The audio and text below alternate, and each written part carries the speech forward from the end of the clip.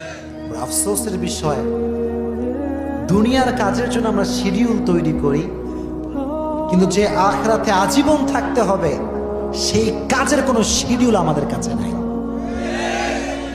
কেন নাই বলি? এই যুবকগুলো দেখবেন ঘুমায় রাত ৩টার সময় আর ওঠে সকাল 12টার সময়। What is the meaning of this type of life man? জীবনে কোনো মানে হতে পারে? মানে নেই। তো এখন দেখেন, নামাজের ক্ষেত্রে সমস্যা এইটা। নামাজ যে আমাদের লাইফের একটা গুরুত্বপূর্ণ চ্যাপ্টার, গুরুত্বপূর্ণ একটা অংশ, এটা অনেকে বুঝেও বুঝতে চায় না।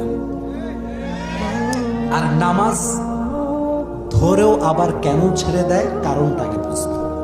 কারণটা বুঝতে হবে।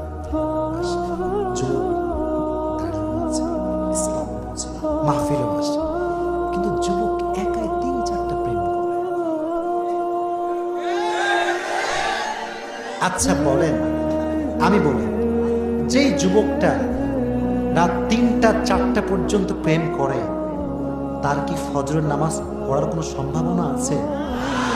কেন নাই? শেষ যত আপনি রাতে ঘুমাবেন, আপনার ঘুমটা তত বেশি কাঁচা হবে।